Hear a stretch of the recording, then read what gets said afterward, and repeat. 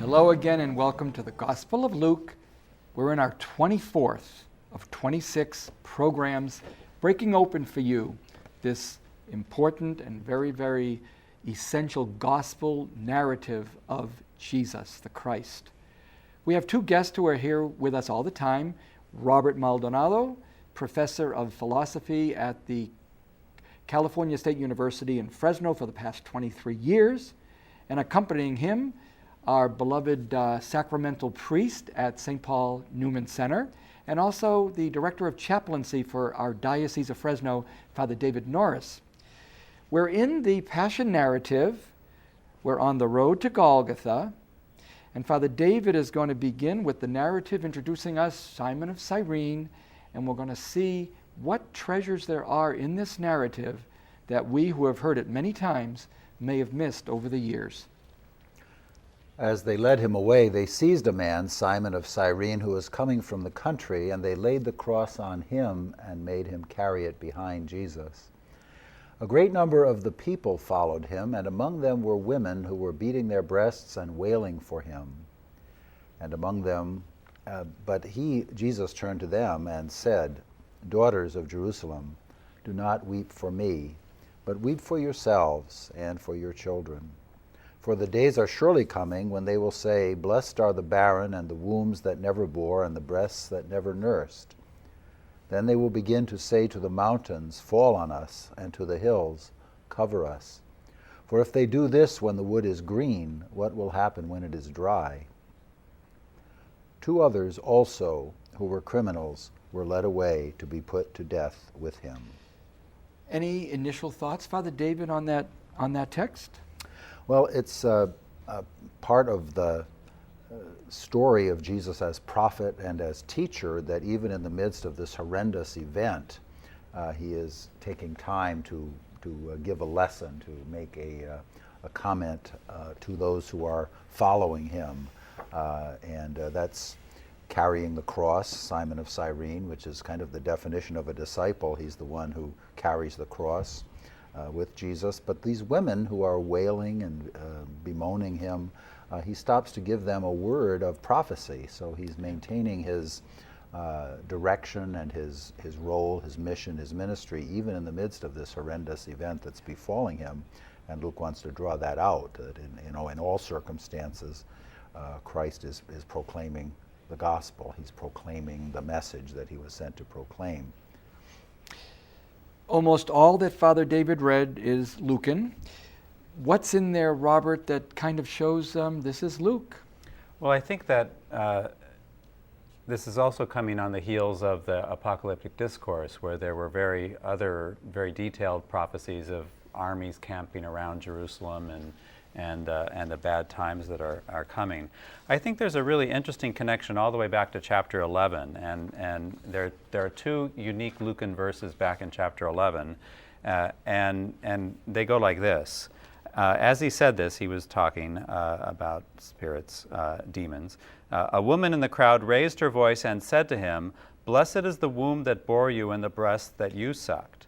But he said, "Blessed rather are those who hear the word of God and keep it." And of course, that's always been interesting to me because, one, it's echoed here in a kind of negation of it. But the woman in the crowd is sort of praising Mary for bearing Jesus. But what Mary did besides bearing Jesus was she agreed to let it be done according to your word. And so the blessed are those who hear the word like Mary did and do it. And then even that is sort of gone in this horrific time that is coming. Discipleship is prevailing, but it's going to be horrendous. And so it's quite dramatic, as Father David said. It's also interesting that the criminals, the two others are criminals, because the word that's used for Jesus is lestes, and at this point Luke changes Matthew and Mark and makes it a different word, and I think he's again trying to highlight that the particular accusations and identity of Jesus is not to be associated with these other genuinely guilty, at least in the eyes of Luke, people who are being crucified with him. He's the innocent one, even if he has to change the way Matthew and Mark would have him as the Son of God. Well, he's at least innocent. If nothing else, this is what the centurion will tell us. Robert, can you pick up then with 33 to 43? We read this on the Feast of Christ the King in year C. It's a very interesting text. When they came to the place that is called the Skull, they crucified Jesus there with the criminals, one on his right and one on his left. Then Jesus said, "Father, forgive them, for they do not know what they are doing." And they cast lots to divide his clothing. And the people stood by watching, but the leaders scoffed at him, saying, "He saved others, let him save himself if he is the Messiah of God, the chosen one." The soldiers also mocked him, coming up and offering him sour wine and saying, "If you are the King of the Jews, save yourself." There was also an inscription over him, "This is the King of the Jews." One of the criminals who were hanged there kept deriding him and saying, "Are you not the Messiah? Save yourself and us." But the other rebuked him, saying, "Do you not fear God, since you are under the same sentence of condemnation? And we indeed have been condemned justly, for we are getting what we deserve for our deeds. But this man has done nothing wrong." Then he said, "Jesus, remember me when you come into your kingdom." Jesus replied, "Truly I tell you, today you will be with me in paradise." Luke, where does Luke get the passages that are not found in the other Gospels? How is he able to have something unique that makes his point, but it also is not found elsewhere? Well, I think there's two main sources. One is there are traditions that seem to be independent traditions that each gospel has from previous sources, so that the sayings and retellings of the Jesus tradition that the gospel writers inherit. And then gospel writers also seem relatively free to add, so that some of these can be just Lucan compositions. One of the ways, Luke is the most educated writer in the New Testament. He seems to have had some training in Greek historiography, because he tends to use patterns of Greek historiography in his writing. And one of the ways that those histories of other Greek intellectuals were created, they would tell the story, they would get their traditions, they would try to find out what happened, but they would also compose speeches and other elements that they thought were appropriate to illustrate the character that they're talking about. And so it's possible that there's a combination of those going on here.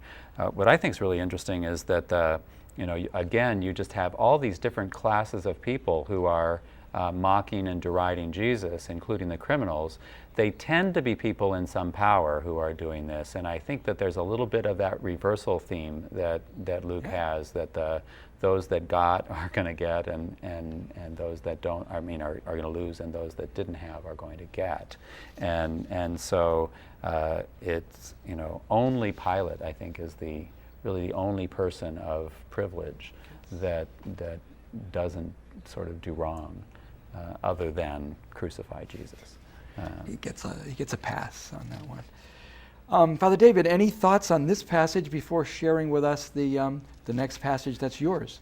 Well, I think the writer of Luke is noted for the theme of compassion that goes throughout the gospel, and I can't help but think that the author must have experienced that in his own life. I think, like most of us, we tend to emphasize those parts of the religious tradition which we've experienced. So if we have a good experience of a compassionate and caring community, individuals, then we highlight that. If we've not, then quite the contrary. Some writers about religion take a much less compassionate view toward others, and I think a lot of it has to do with, how were they brought up, or how were they formed in what religion is all about. So I think that personal There's a lot of traditions about Luke, of course, being a physician and other things that would tend to make you think that he had a compassionate streak in him. There is a sweetness that we keep finding.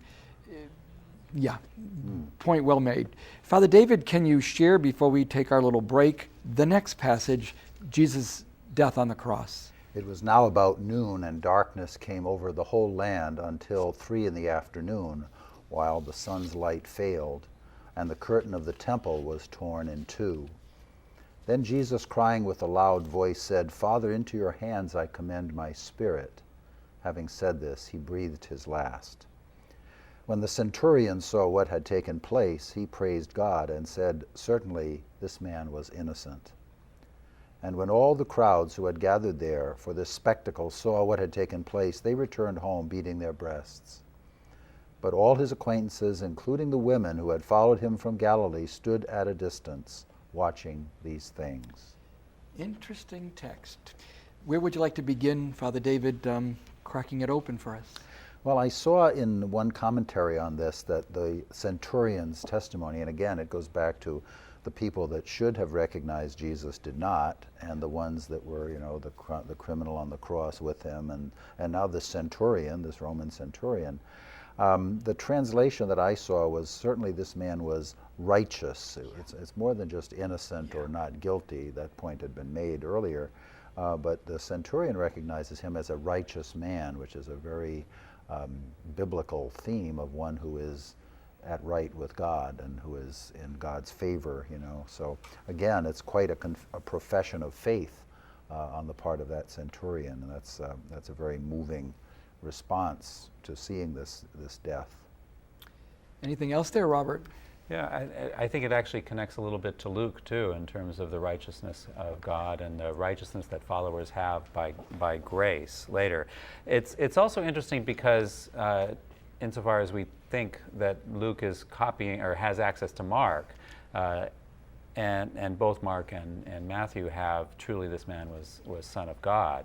So Mark has a very strong sort of theological statement about Jesus' identity as the Son of God, and if Luke has access to that, then Luke is choosing not to use it, and that's also quite interesting, because he therefore would be changing this man was Son of God to this man was righteously innocent, or however you want to translate that. And I think it's not that he doesn't think the man is doing the right thing, because I think that he is, as Father David said, this is one of the moments where those that you would expect to be mocking or to be doing something wrong actually gets it right. But remember, there is another volume to Luke, and I think that for Luke, the Roman access to Jesus as the Son of God comes out in that story. So this is too soon in the narrative, in a sense, for him to make that profession. And it's going to be finally when Paul gets to Rome and preaches to the Roman officials. In Book 2, so stay tuned for that. We do have to take our break. The one thing I want to just say before we take our break, I hope you've noticed that the things Jesus says on the cross are not the same ones that in Matthew and Mark and John.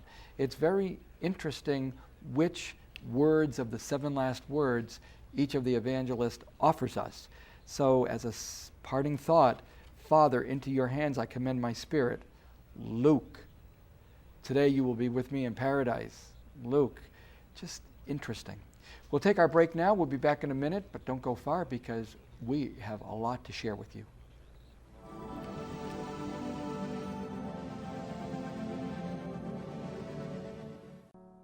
KNXT-TV is proud to say thank you to all its viewers who have given their support for over 25 years. And only through your support is KNXT able to provide spiritual and informative programming.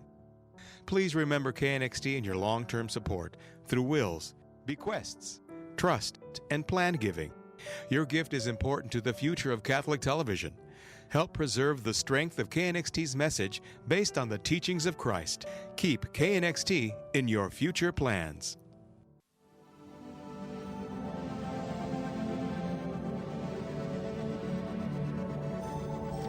As we begin the second half of our 24th program, I think Robert's going to mention a few details, and then move into the text of the burial of Jesus.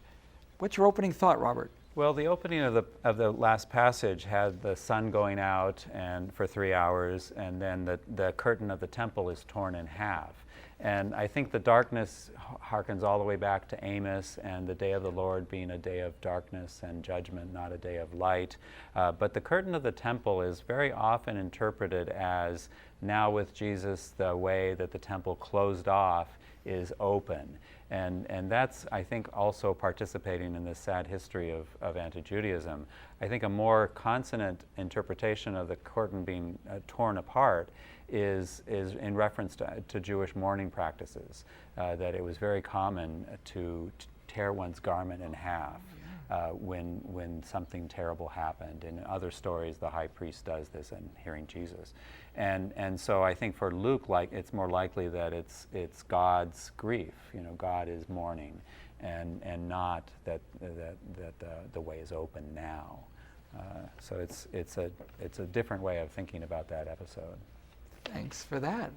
Now the text that we might want to work with and see what else is there, the burial of Jesus.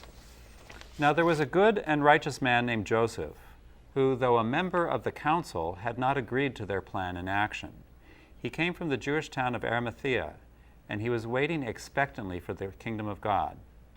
This man went to Pilate and asked for the body of Jesus. Then he took it down, wrapped it in a linen cloth, and laid it in a rock-hewn tomb where no one had ever been laid. It was the day of preparation, and the Sabbath was beginning. The women who had come with him from Galilee followed, and they saw the tomb and how his body was laid. Then they returned and prepared spices and ointments.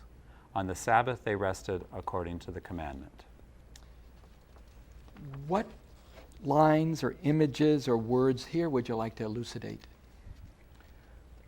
Well, Joseph is an interesting character. It's a teasing character because we don't get a lot of information, and I think I at least would like more. But it's also kind of nice too that at least Luke is clear that there's not like this monolith of the Jews who are against Jesus, that there are different factions that are for and against and indifferent, and like any religious or human community. And just lots of details, the sort of singular act of Joseph in the disposition of the body and the burial, so that it's not a group or anything else in Luke. Luke underlines the Jewish rituals, the day of preparation, the Sabbath. It's only Luke that says on Sabbath they rested according to the commandment. So Luke is clearly highlighting those features and the unused tomb, right? So that it's not been what's the word? I've lost the word. Where the body, a dead body, makes things ritually impure, and so it's clean.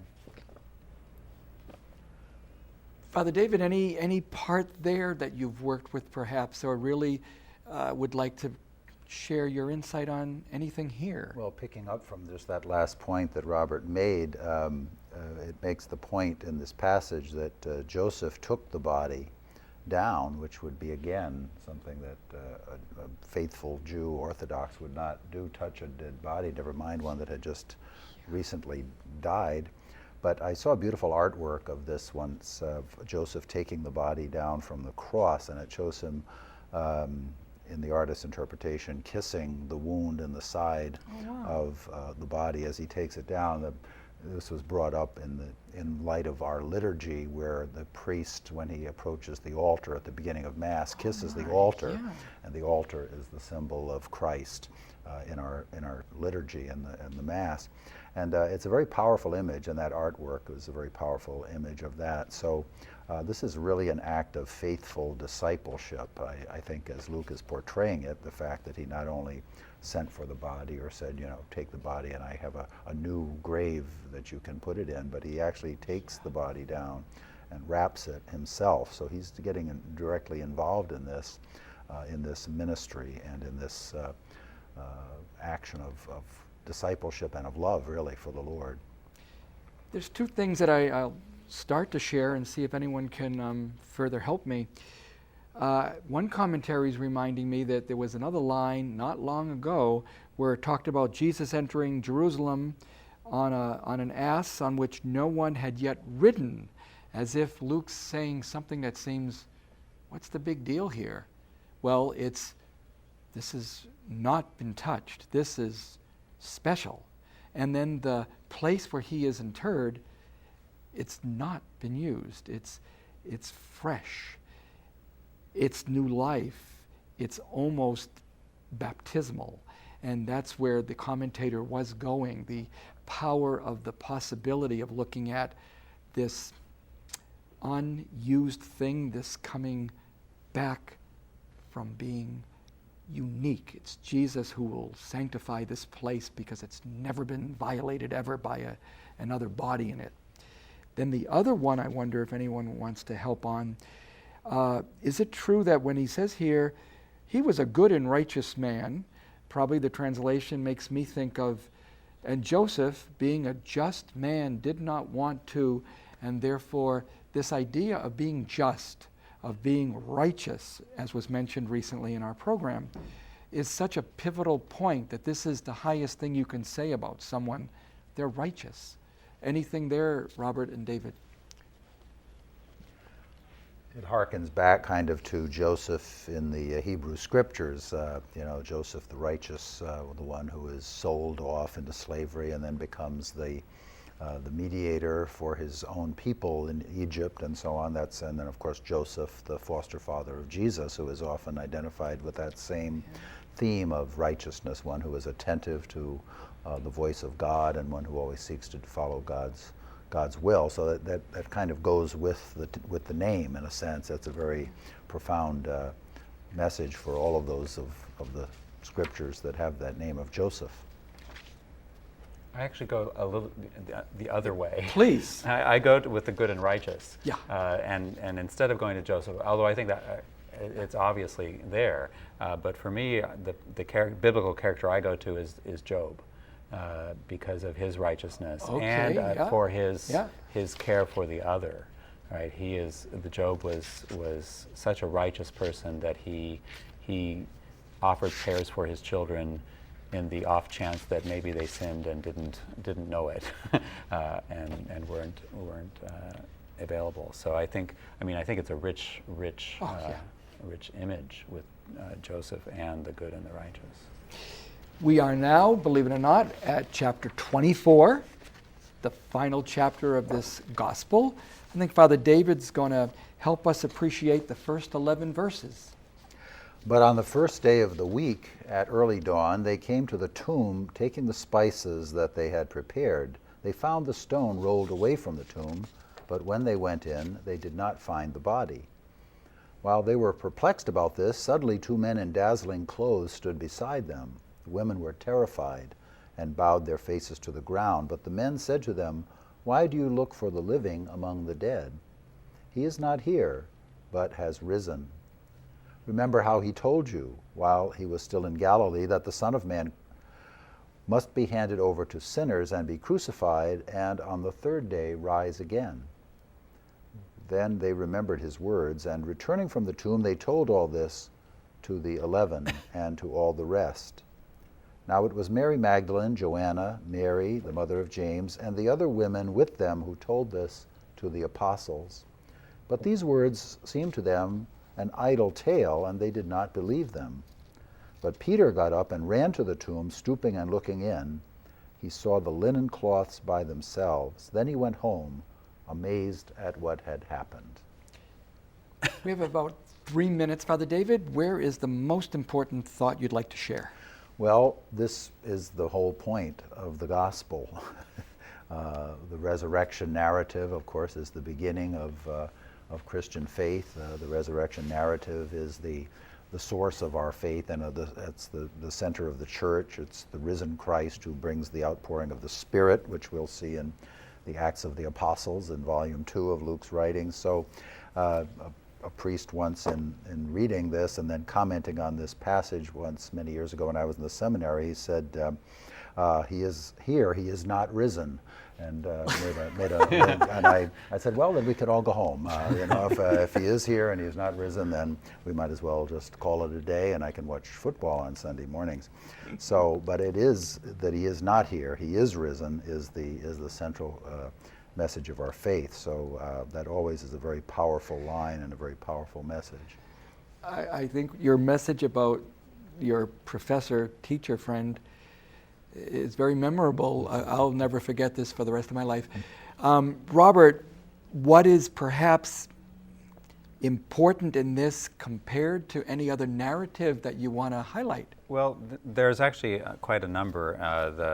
There's lots of details. 2 men instead of 1, not an angel, at least not identified as an angel. But I think the most important thing I would leave, given the time constraints, is that remember how he told you while he was still in Galilee that the Son of Man must be handed over to sinners and be crucified, and on the 3rd day rise again. And then they remembered his words. And so it's a bit like Peter. It's even though Peter again is not going to be quite there yet at the end of this story, it's going to still happen later when he fully comes into his own. But Luke really emphasizes this sort of preaching of Jesus, the necessity of his death, and then he's also going to link it to the prophecies of the Scripture. So it's in these narratives that we're going to see in Emmaus next time, the requirement that Jesus must die, suffer, die, and be raised is also prophesied, and that's a particularly Lucan thing that he does. One thing I'd love you to help me out on, women do come in this narrative, and obviously they're the image I think of in Mark's conclusion. It's the women. Mm-hmm. How are the women either different or similar, but they're not, they don't seem like the same women? What's going on with the women? Well, the women are important in all of the Gospels. What's particularly interesting about Luke is that Luke has the women. Luke has some irony here too, so that's really delicious because the women experience all this. Unlike Mark, where the young man tells the women, "Go tell," and they don't.